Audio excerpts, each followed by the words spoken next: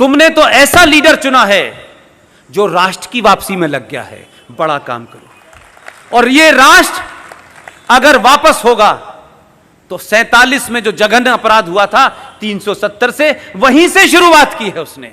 ये 30,000 जो मंदिर तोड़े गए हैं, ये मथुरा और काशी में जो आप पूजा ही गलत तरीके से कर रहे हैं, आपने ये पूछा नहीं कि शिव की पूजा के सामने, उस मंदिर के सामने एक नंदी होता है और नंदी का मुंह शिव जी के सामने होता है। यही होता है कि नहीं होता है?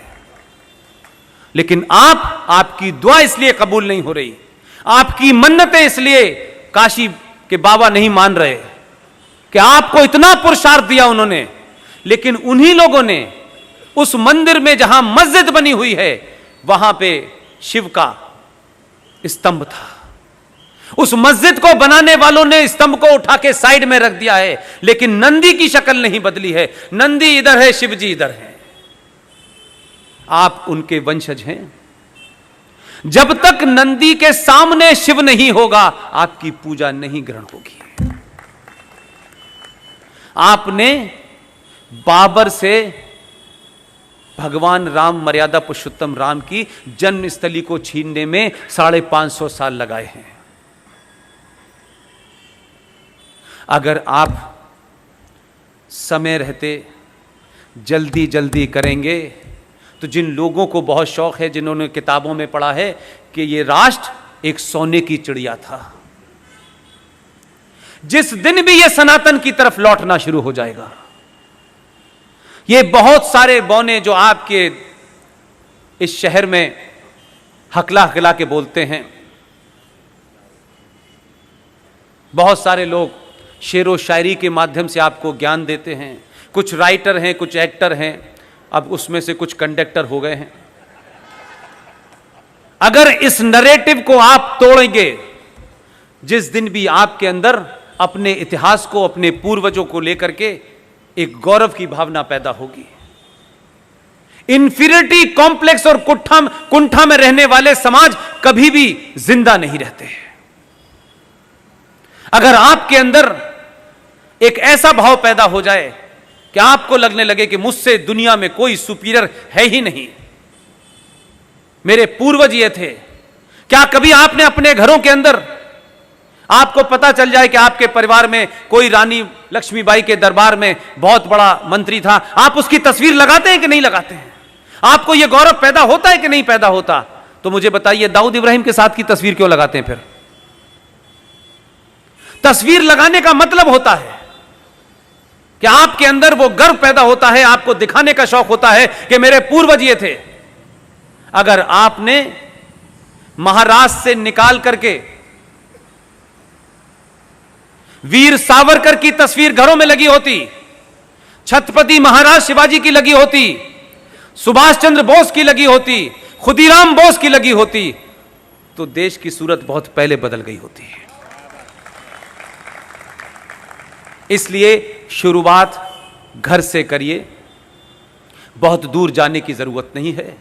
किताबें मौजूद हैं, और मैं फिर कहता हूं कि जब किताबें पढ़ें तो क्योंकि थोड़े देर के लिए ये जो वातावरण है, इसमें बहुत लोग आपको चैलेंज करने आएंगे, और जैसे ही सौरभ भाई बोलेंगे और हम जैसे बहुत सारे लोग जो बोल रहे हैं, ये फौरन कहा जाएगा, और कहा जाता रहा पिछले 3-4 साल से। इस पदवी से भी हमको नवाजा गया कि ये तो आरएसएस के एजेंट हैं। अब बहुत सुन लिया मैंने, आरएसएस के एजेंट हैं। मैंने कहा भाई, मेरा तो आरएसएस से कोई संबंध इसलिए भी नहीं है कि अल्लाह ने मुझे वहां पैदा किया जहां आरएसएस थी नहीं। लेकिन मुझे जब बहुत गुस्सा आया तो मैंने एक मंच से कहा ये बात, आप अगर ये कहते हैं कि मैं आरएसएस का एजेंट हूं, तो आरएसएस के एजेंट होने में उतनी बुराई नहीं है जितनी लश्कर तोयबा और जैशे मोहम्मद के एजेंट होने में है। इसलिए कोई क्या कहता है और कोई क्या कहकर के आपको डरा देता है, इसकी चिंता मत कीजिए। और सारी किताबें आपके पास मौजूद हैं। मैं बार बार उन किताबों का जिक्र इसलिए करता हूं कि ये किताबें छुपाई गई, दबाई गई, बताई नहीं गई। आप सबके मन में जो बहुत सारे ऐसे लोग हैं जो बहुत कुछ पढ़ते हैं, उनके मन में एक सवाल होगा, यह मैं जानता हूं कि होगा, इसलिए मैं उसका जवाब देना चाहता हूं। मैंने अपनी स्पीच में शुरू में कहा Maulana Abul Kalam Azad was the greatest fraud. आपको लगेगा कि जिन्ना के बाद वो तो महान थे क्योंकि उन्होंने तो जिन्ना की मुखालफत की थी। अगर मौलाना आजाद जैसे लोगों का कैरेक्टर, ये सेकुलर मुसलमानों का कैरेक्टर जो आज आप देख रहे हैं, पूरा बॉलीवुड क्या कर रहा है, राइटर क्या कर रहे हैं, प्रोड्यूसर क्या कर रहे हैं, वाइस चांसलर क्या कर रहे हैं, पूरे देश में एक आवाज नहीं उठ रही। इस 30 करोड़ में से कोई ये नहीं कह रहा कि ये सीएए से तुम्हारा कोई लेना देना नहीं है, कोई नहीं बता रहा। सब लोग घुमा फिरा के उस एजेंडे को चलाना चाहते हैं। इसलिए मैंने कहा कि कुछ कुछ किताबों का अगर जिक्र होता, कुछ किताबों को बताया जाता तो आपके सामने सच्चाई आ जाती, और कोई आपको यह काउंटर नहीं कर पाता कि ये राइट विंगर्स ने किताब छाप दी है, आप उनकी किताब से हवाला दे रहे हैं। मैं तो उनके घर में जो बैठे हुए हैं, जो नेहरू जी की कैबिनेट का हिस्सा थे, प्राइम मिनिस्टर ऑफिस में थे, जो इंदिरा गांधी की कैबिनेट का हिस्सा थे, मैंने तो उनकी किताब का रेफरेंस दिया है। वो तो आरएसएस के नहीं थे। ऐसी सारी किताबों के बारे में कहता हूं। एक किताब अभी लेटेस्ट मुझे पता चली है, 1917 में एनी बेसेंट नाम की एक महिला थी, वो इंडियन नेशनल कांग्रेस की अध्यक्ष थी 1917 में। 1922 में उन्होंने एक किताब लिखी। वो किताब कैसे मिलेगी किसी ने सोचा नहीं, लेकिन अगर आप में, अब सॉरी टू से, लेकिन मैं जैसे गर्लफ्रेंड से मिलने के लिए रास्ते निकालते ना आप, हम में से बहुत लोग छत कूद के गए होंगे, मान लीजिए, क्या बात है, ऐसा होता है, सच बात है ये। जब आपको कुछ करना होता है तो आप कैसे रास्ते निकालते हैं, और आपको कुछ नहीं करना होता तो आप इतने बहाने बनाते हैं कि लगता है कि वो काम हो नहीं सकता। वो किताब रिसेंटली मुझे अभी मिली है। उस किताब का नाम है future politics of India, written by Annie Besant.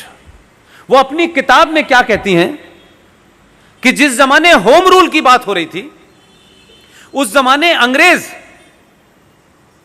जो अपर कास्ट थी, उसके खिलाफ जितने भी नीचे के लोग थे, उनसे अंग्रेज बुला बुला के यह कहा करते थे कि देखो तुम लोग होम रूल की मांग मत करो, अगर होम रूल आ गया तो यह ब्राह्मण तुम्हें अपना गुलाम बना लेगा। यह एनी बेसेंट लिख के गई है, यह किसी और ने नहीं लिखी। वो किताब अवेलेबल है। ऐसे ही एक किताब है, अंग्रेज ने लिखी है, वॉल्टर रीड उनका नाम है।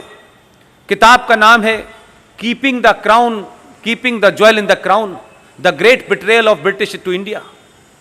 उसमें वो लिख के गए कि भारत के बंटवारे के लिए कैसे माउंटबेटन ने टेलीफोन किया अपने दोस्त, जो उनके दोस्त हाई स्कूल में थे, रेडक्लिफ, उनसे कहा कि भारत का बंटवारा होना है, आपको भारत पहुंचना है। उन्होंने, रेडक्लिफ ने रिप्लाई दी, उस किताब में लिखा है, उन्होंने कहा है कि इसके लिए कम से कम 3 साल चाहिए। माउंटबेटन ने कहा समय कम है, 3 महीने से ज्यादा नहीं दे सकते, तुम्हें आना है किसी कीमत पे। उनकी हाई स्कूल की दोस्ती की कीमत चुकाने के लिए वो भारत आए, दिल्ली से कहीं गए नहीं। लेकिन माउंटबेटन के एक रिश्तेदार भी थे जो भारत के पहले प्रधानमंत्री बने, और बड़े खतरनाक रिश्तेदार थे। यह रिश्ता आज तक पता ही नहीं चला। उन्होंने रेडक्लिफ से कहा, यह उस किताब में लिखा है, रेडक्लिफ से कहा 3 महीने नहीं, 1 महीने में करिए। 35 दिन के अंदर रेडक्लिफ दिल्ली से कहीं गए नहीं, और दिल्ली में बैठ के नक्शे पे लाइन खींच दी। और उसी किताब में रेडक्लिफ का जिक्र करते हुए लिखा है कि उन्होंने कहा कि इतिहास मुझे माफ नहीं करेगा, यह मैं जघन्य अपराध मुझसे कराया गया। और 14 अगस्त से पहले भारत चले गए, और जब भारत का झंडा फहराया जा रहा था, उस वक्त भारत का बॉर्डर भी डिमार्केट नहीं किया गया था, बाउंड्री पता ही नहीं थी। पंजाब में जिस दिन 15 अगस्त भारत में मनाई जा रही थी, दिल्ली में, पंजाब में 50,000 औरतों का रेप हुआ था, और हम यहां विजनरी स्पीच दे रहे थे। बंगाल में लाशें ढूंढ रही थी माएं और बहनें अपने बच्चों की। हमें इस झूठ के साथ आजादी मिली है, और उसी झूठ के साथ हम चल रहे हैं। जब तक यह झूठ चला, तब तक बहुत लोग आए, और इस झूठ पे से हल्की सी कालिक पुती है, इसलिए अब दूसरे लोग आने शुरू हो गए। ऐसे ही एक किताब है, उस किताब का नाम है one life is not enough, ये हिंदुस्तानी ने लिखी है, 24 कैरेट के हिंदुस्तानी ने लिखी है, राजस्थान के रहने वाले हैं। जवाहरलाल नेहरू जब प्राइम मिनिस्टर थे तो उनके ऑफिस में काम करते थे।